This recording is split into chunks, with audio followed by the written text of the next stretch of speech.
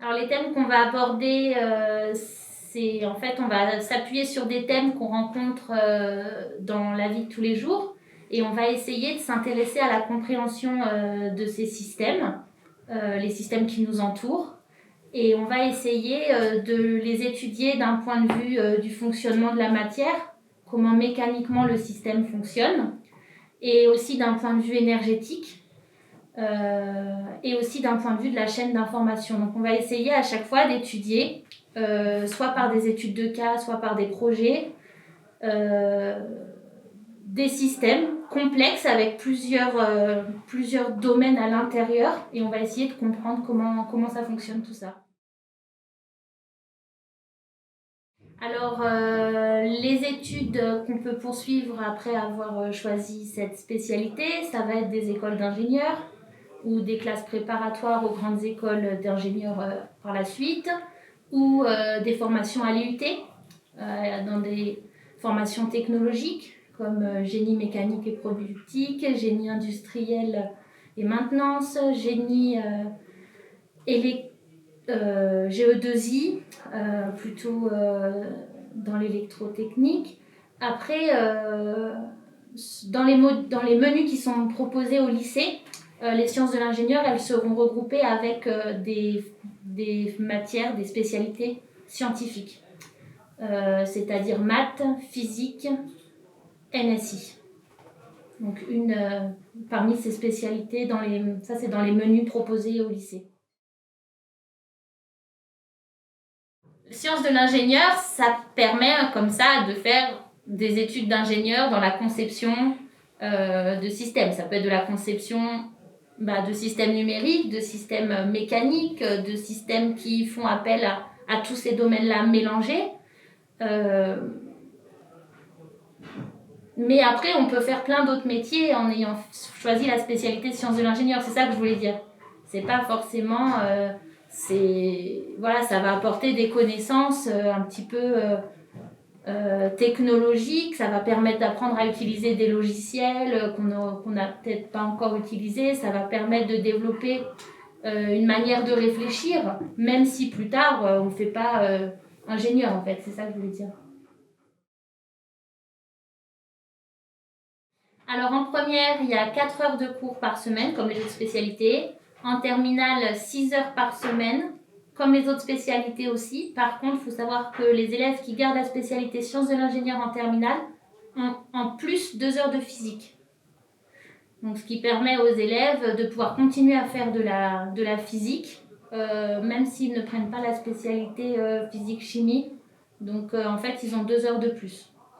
Ils peuvent aussi prendre la spécialité physique-chimie, ils auront quand même 2 heures de plus avec les sciences de l'ingénieur.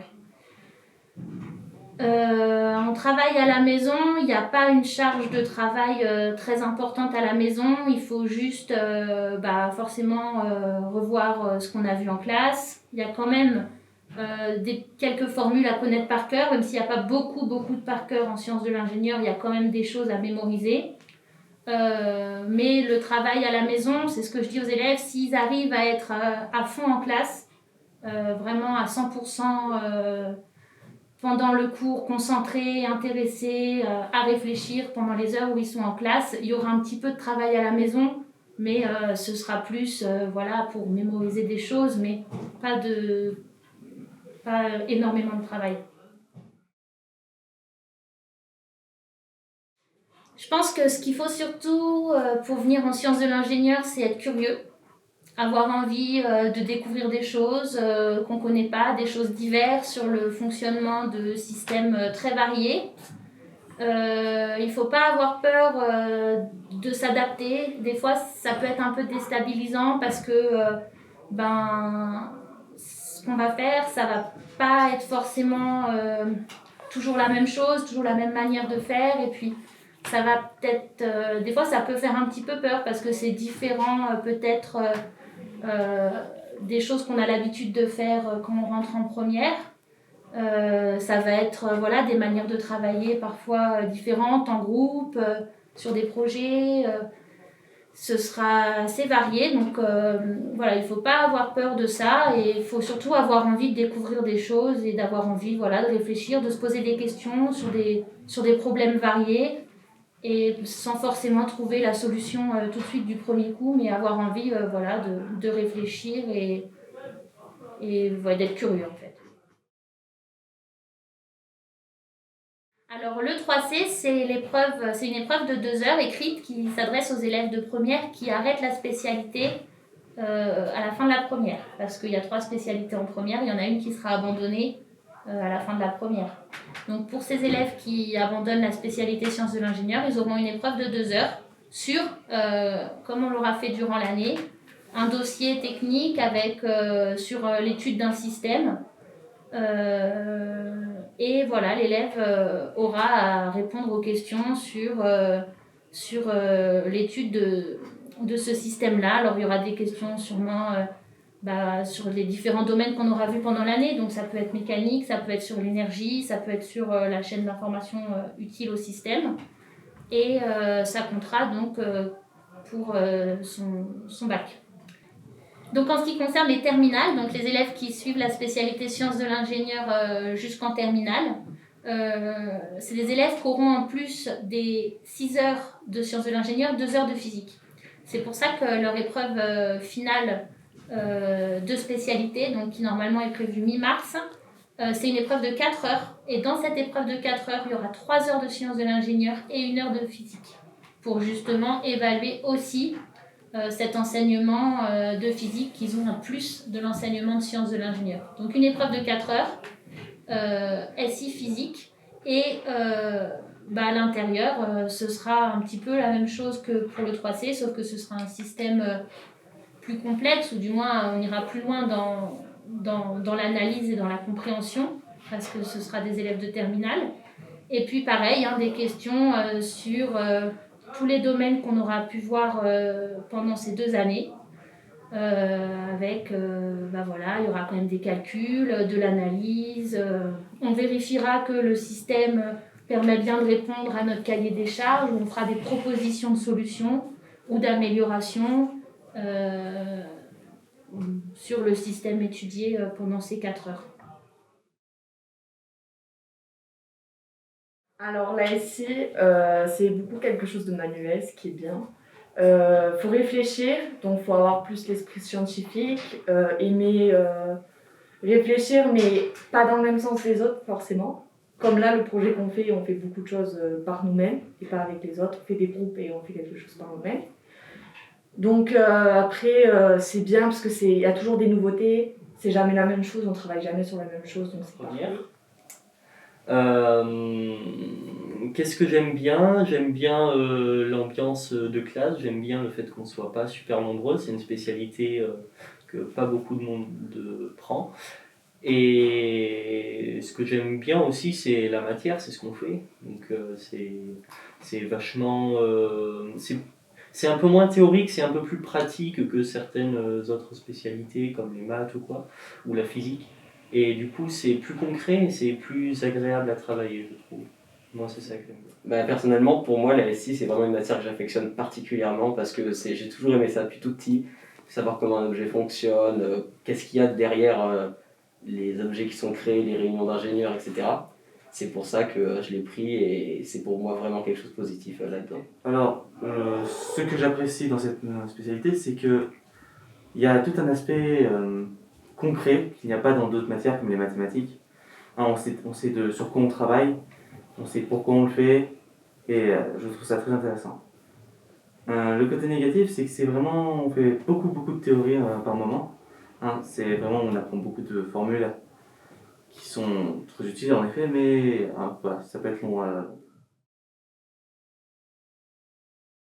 Alors, il faut savoir qu'on n'a pas beaucoup de devoirs ici.